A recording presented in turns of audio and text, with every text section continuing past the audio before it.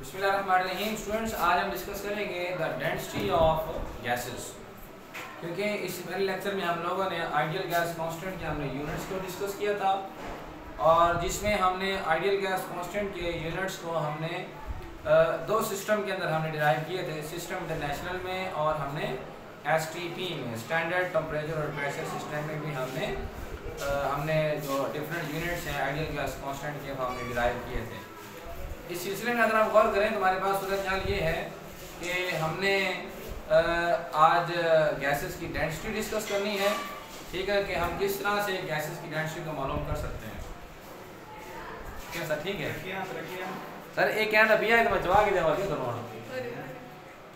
Sir ये line की video बना कोई बात नहीं, ठीक नहीं सर?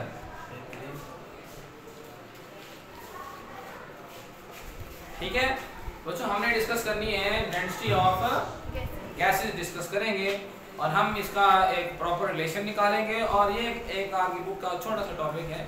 ठीक है, तो हम देखते हैं इसमें है क्या। ओके बेटा, तो हम जानते हैं, देखिए हम लोग डिस्कस करना जा रहे हैं द डेंसिटी ऑफ गैसेस। हमने गैसेस की क्या डिस्कस करनी है? तो प्लीज आवाज में आए भाई।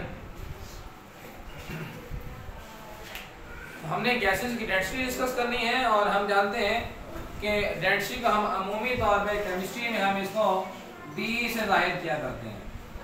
ठीक है, फिजिक्स में हम इसको किसी और से ईटा वगैरह से इस तरह और भी इसके लिए यूनिट आप इसके लिए वैल्यू वगैरह यूज़ करते हैं। ठीक है, तो हम ये देखना चाह रहे हैं कि हमने आइडियल गैस इक्वेशन इस्तेमाल करके वहाँ से हमने डेंसिटी का रिलेशन निकालना है।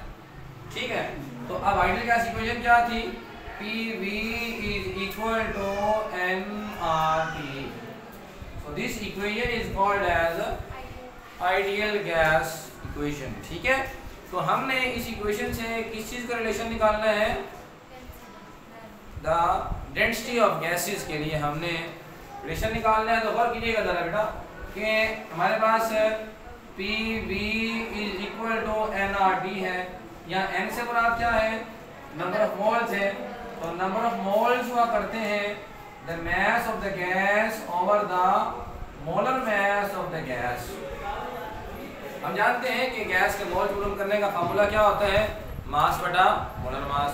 तो हमारे पास ऊपर वाला मास है और नीचे वाला हमारे पास मोलर मास हो गया। तो अब इस तरह करें कि ये वैल्यू आप पुट कर दें, तो हमारे पास ये बन जाएगा मास बटा मोलर मास इनटू RT। ठीक है, ये हमारे पास इक्वेशन बन जाएगी। ठीक हो गया। अब क्या करें, आप लोग इस वॉल्यूम को यहाँ नीचे ले आए और ये मोलर मास इस तरफ ले जाए। ये हमारे पास बन जाएगा PM is equal to mass over volume into RT। ठीक हो गया। So mass बटा volume is equal to density. याद रखिएगा डेंसिटी का फार्मूला क्या होता है? मास बटा वॉल्यूम। तो क्या करेंगे, इस चीज को आप डेंसिटी से रिप्लेस कर दें। So PM is equal to density आ जाएगी, साथ हमारे पास क्या है? RT आ जाएगा। तो अगर हम D निकालना चाहेंगे तो किसके बराबर आ जाएगा? PM over RT। ठीक है, ये हमारे पास फाइनल रिलेशन है कि हम इस रिलेशन के ज़रिए किसी भी हम आइडियल गैस की डेंसिटी मालूम कर सकते हैं। अब यहाँ हमने थोड़ा इस फार्मूले को समझना है कि इस फार्मूले के हवाले से आपके MD-CAT में और आपके पास जो बाकी टेस्ट हुआ करते हैं उनमें कौन कौन से क्वेश्चन आया करते हैं। ठीक है, तो अब गौर करें, यहाँ पर अगर आप इक्वेशन देखें, अब ये इक्वेशन कहती है कि डेंसिटी जो है वो प्रेशर और मोलर मास के डायरेक्टली प्रोपोर्शनल है और टेम्परेचर के इनवर्सली प्रोपोर्शनल है, और यहाँ R जो है वो हमारे पास एक आइडियल गैस कांस्टेंट है। मालूम हुआ कि अगर हम डेंसिटी और अगर हम प्रेशर का रिलेशन देखना चाहें, तो अब हम जब गैस का प्रेशर बढ़ाते हैं तो उससे क्या होगा? उससे हमारे पास गैस की डेंसिटी भी।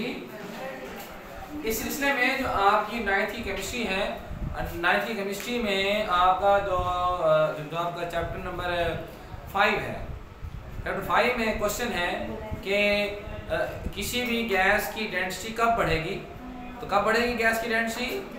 Bye increasing the pressure of the gas. अगर हम गैस का, अगर ये, और ये इक्वेशन में बता भी रही है, अगर हम गैस का प्रेशर बढ़ाएंगे तो इससे क्या होगा, गैस की डेंसिटी बढ़ जाएगी। और दूसरा हमारे पास क्या है, अगर हम गैस और की डेंसिटी और अगर हम मोलर मास की बात करें तो यहाँ भी हम ये कहेंगे कि जितना गैस का मोलर मास बढ़ता चला जाएगा उतना हमारे पास क्या होगी, गैस की डेंसिटी भी बढ़ेगी। और अगर हम गैस के डेंसिटी और गैस के टेम्परेचर के दरमियान रिलेशन देखना चाहें, so by increasing the temperature of the gas the density of the gas will decrease. So ये इस तरह के 3 तरह के डिफरेंट एमसीक्यूज जो हैं वो आपसे पूछे जा सकते हैं कि bye increasing the pressure of the gas, bye increasing the molar mass of the gas, the density will increase. So by increasing the temperature of the gas, the density of the gas will decrease. ठीक है बेटा, तो इस तरह हमारे topic मुकम्मल हुआ और इंशाल्लाह हम इसके बाद जो है एक नए टॉपिक के साथ मिलेंगे। अल्लाह हाफ़िज़।